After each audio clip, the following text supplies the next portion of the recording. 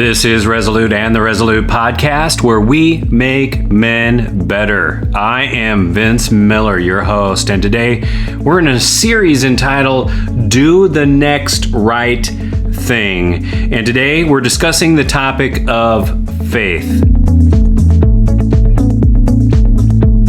Men, welcome back to the program. If this is your first time tuning in, well, thank you for joining us.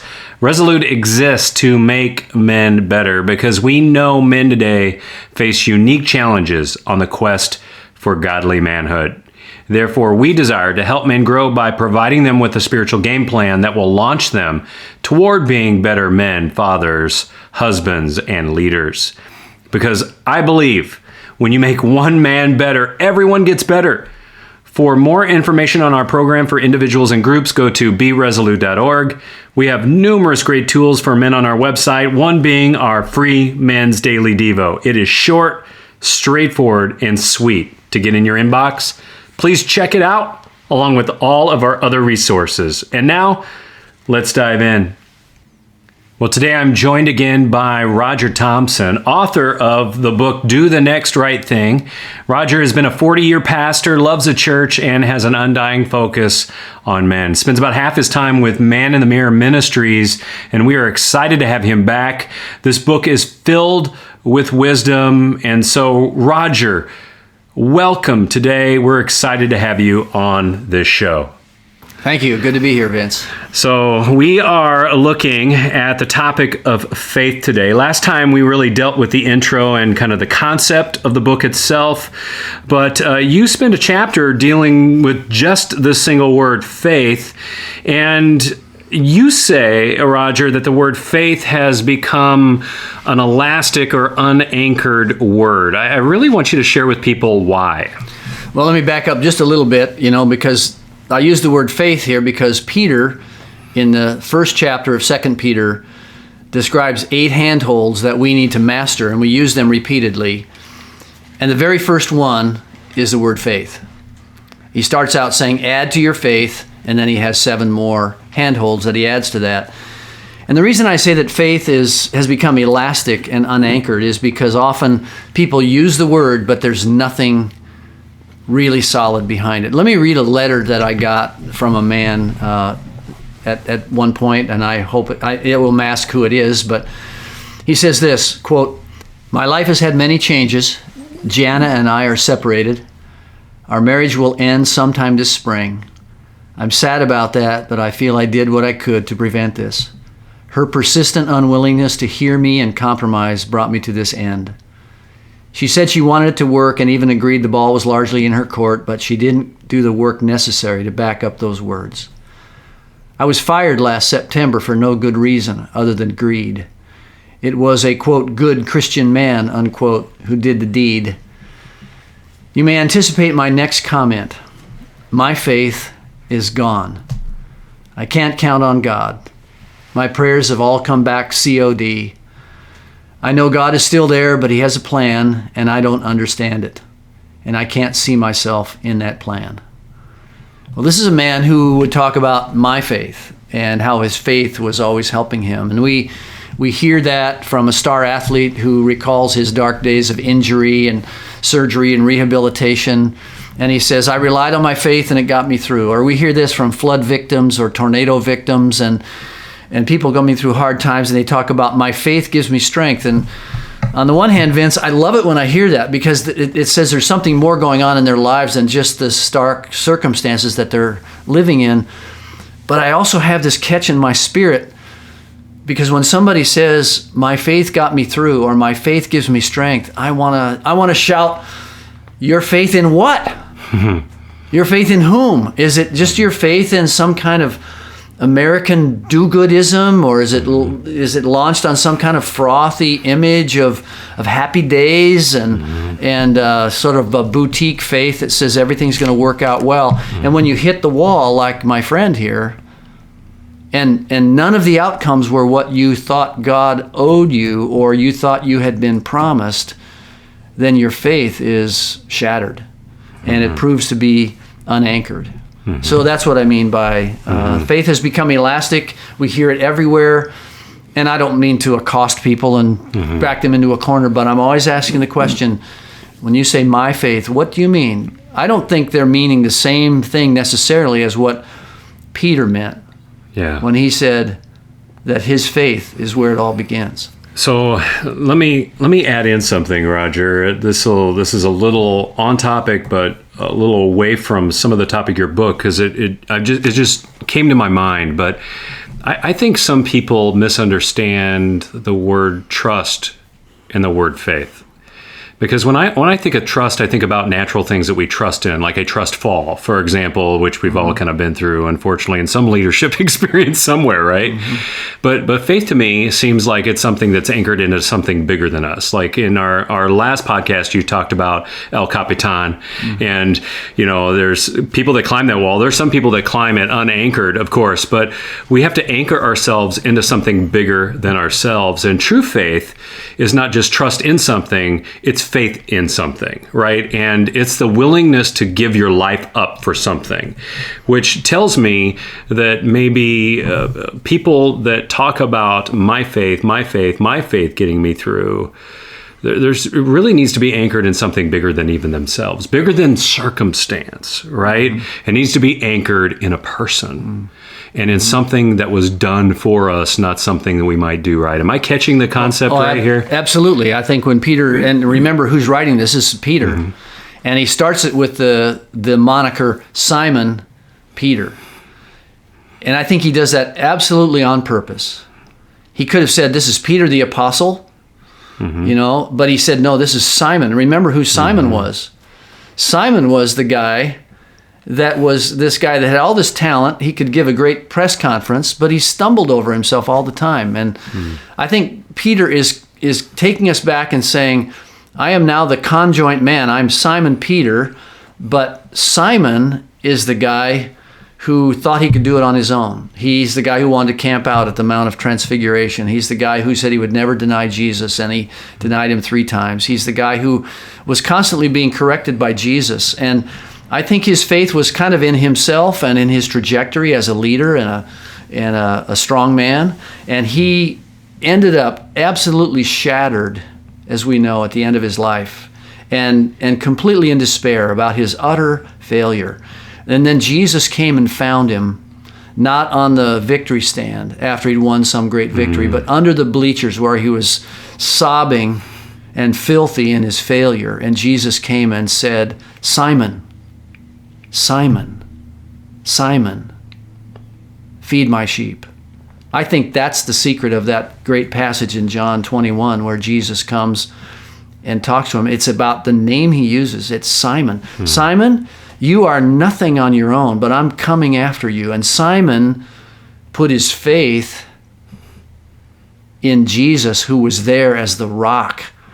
He drove his piton into the rock that wouldn't move. And that Simon then became the rock that Jesus said he was. And so, absolutely, I think that this faith has to be grounded in something solid. I have a friend who really tries to move on in his spiritual life, and I admire him in many ways, but he keeps stumbling at the starting line. Because he keeps talking about my faith is not strong enough, my faith is not strong enough. And I've talked to him a couple of times about this. I said, well, what is your faith based in? And he said, well, when I was 8 years old, I was at a revival meeting and I heard a preacher preach about needing Jesus, and I went forward and I cried and I prayed the prayer and I received Jesus into my life. And I really believe he did. So I think that was sincere. But here's where he goes wrong. He goes, when I have trouble, when I'm in struggles like this, and when I don't understand what's going on in life, I always wonder, did I believe enough? Did I hold my hands in the right position? Did I pray the prayer correctly? Did I walk a long enough aisle? I mean, basically he goes back and he plays the videotape of what he was feeling on that night, and he's saying, was I sincere enough to become a Christian? And I keep telling him, brother, if you're playing the video loop of your own experience, you are never going to be secure. The question is, what's the content of your belief? What is it that you believe? Who is it that was there that you believed? So I always take him back to Romans 10, 9 and 10. It says, if you confess with your mouth Jesus is Lord and believe in your heart that God raised him from the dead. In other words, you confess it out loud and you believe something that you didn't see, but you know it's true. That makes you a Christ one. That's your solid faith. But if we go back to our own experience, and none of us were ever sincere enough. I mean, I wasn't. Yeah. You weren't. Yeah. I didn't know enough. I know so much more now, and I'll know tomorrow more than I know today.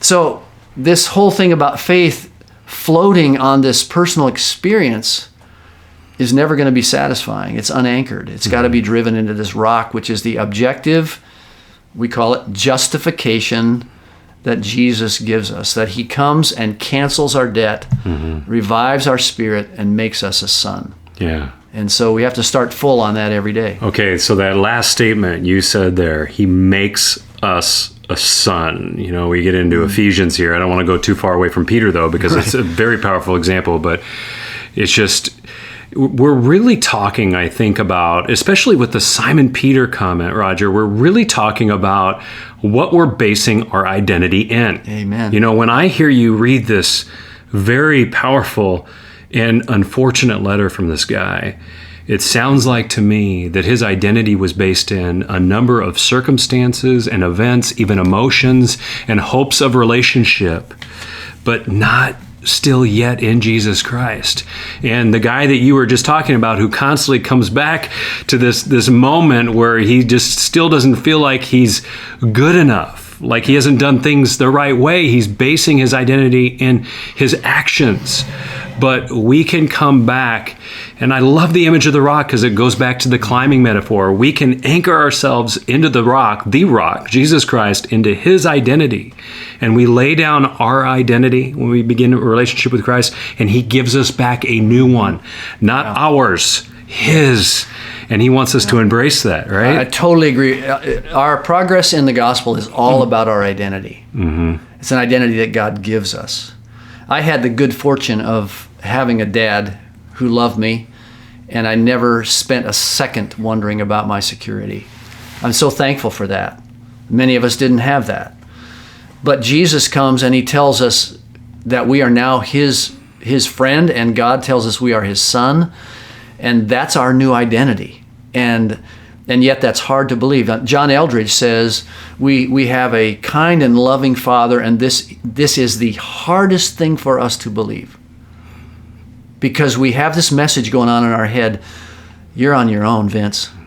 You got to make this work on your own. Okay, so isn't that the enemy here it's to the faith? Enemy. The enemy is the self-talk that we believe over the truth, the objective truth in God's word. Even though Paul in Ephesians has told us that we're adopted, we're claimed by God, that we're his, that he predestined us for a relationship with him, we have trouble really being convinced of that because it's just, for many of us, it's just not true.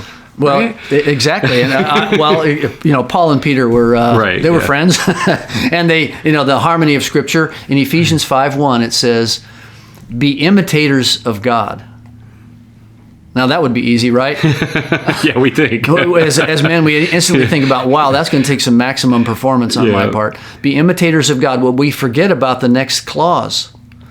It says, "As dearly loved children." That's the subject of that sentence. You're a dearly loved child. Live who you are. Don't try to please God to become a child. You are a child. Now you have the power in you to imitate in some fashion your Father. Yeah, that is so comforting to know that. It sounds like we're just becoming a reality that we should have already owned, right? We're becoming who we already are, and owning that R of our identity, like that is hard for guys. So let me ask you this. So given this chapter and this kind of faith that's required of us in Jesus Christ regarding our identity, what is the action step for us, Roger? What should guys do out of hearing something like this? Well, one practical thing they could do is go back and read the reinstatement of Peter by Jesus in John 21, where Jesus comes to him after he's gone back to fishing. He's gone back to what he knows, what he can do. It's painless. He can do it, like falling off a log. And I've put some words into Peter's mouth that are not out of the Bible, but I think this is what he must have been thinking.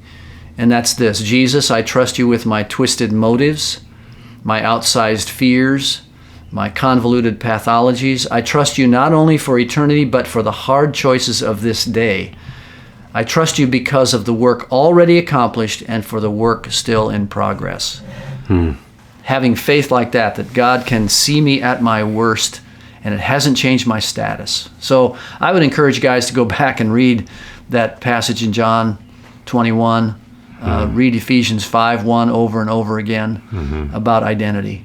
Oh, that's rich. I love that. I think I may have to go back and read that today, because that is a good, fresh reminder. Simon, right? Like standing on the shore, eating some fish. Do you love me more than these? And I just love the voice of Jesus Christ there to all men. Yes. It's not just a moment for Simon Peter. Right. It's a moment for all men. Well, Roger, thank you for being on the show again. And guys, that's the show. Thanks for listening. Gentlemen, as we close, I want to remind you that none of this would be possible without you. Your prayers, your financial support, and your encouragement keep us going. Therefore, we would be honored to have you consider a monthly donation to Resolute. Just even a small gift makes a huge difference for men around the country. And through the end of this month, with a gift of $10 a month or more, we will give you full access to our 1-year game plan for men. This will give you access to our web portal and app, which includes lesson videos, podcasts, devos, transcripts, and other material to help you grow in your faith as a man of God. This is a full-scale game plan that will guide you through a 1-year process that will pay out dividends in your faith. Just head to the website, beresolute.org, click the word store on the menu bar, and then select donation. All gifts are tax deductible. And while you're there, pick up a copy of Roger's book. It's great. Do the Next Right Thing, filled with wisdom from his 40 years of pastoring and working with men. And guys, I hope that you enjoy this podcast. But please know this, that our time that we spent together today is worthless unless you do something about it. You act on it. So do something today by getting off the bench and into the game. And I will see you right back here next time on the Resolute Podcast.